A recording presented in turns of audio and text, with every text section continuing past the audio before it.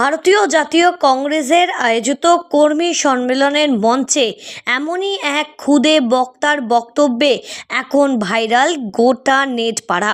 Social media জুড়ে তার বক্তব্য এবং তার প্রতিবাদী এই কণ্ঠে এখন ভাইরাল কিন্তু গোটা নেট দুনিয়ায় সকলেই প্রায় চর্চিত তার এই বক্তব্য এবং ভাইরাল হওয়া এই খুদে বক্তব্য শুনে রীতিমতো মুগ্ধ হয়েছেন সর্বভারতীয় জাতীয় কংগ্রেস কমিটির সদস্য অধীর রঞ্জন চৌধুরী নিজেও।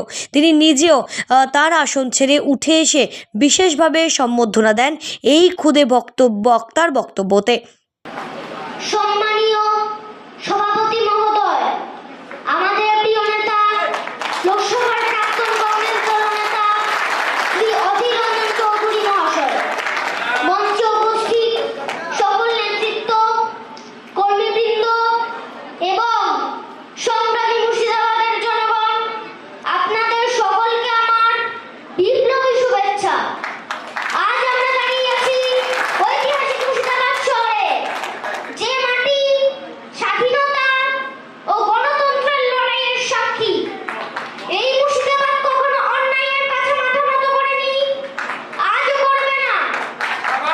বন্ধুগণ, আজ দেশের মানুষ ভয়, বেকারত্ব, মূল্যবৃদ্ধি আর বিভাজনের রাজনীতিতে জর্জরিত।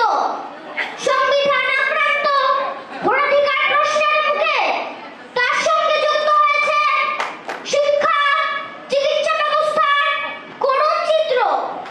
স্কুলে শিক্ষক নেই, বই নেই, ভবিষ্যৎ অনিশ্চিত।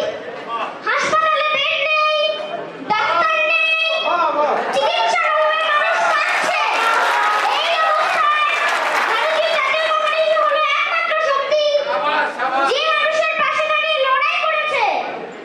আজ আমরা গর্বিত, কারণ আজ আমাদের সঙ্গে আছেন শ্রী অধীর রঞ্জন চৌধুরী মহাশয়। তিনি সংসদে নির্ভয়ে মানুষের কথা বলেছেন। শ্রমিক, কৃষক থেকে শুরু করে সাধারণ মানুষের অধিকারের জন্য লড়েছেন। তিনি আমাদের শিখিয়েছেন রাজনীতি ক্ষমতার জন্য নয়, রাজনীতি মানুষের জন্য। তার উপস্থিতি আমাদের মতো শিশু মনকেও দৃঢ় করে। আসুন আমরা শপথ নিই, গণতন্ত্র বাঁচাবো, সংবিধান বাঁচাবো, শিক্ষা ও চিকিৎসাকে মানুষের অধিকার করব, ভয় নয় ভরসার ভারত করব। জয় হিন্দ! সবাই একসাথে বলুন, জয় হিন্দ! জয় হিন্দ! বন্দে মাতরম! সবাই ভালো থাকবেন। ধন্যবাদ।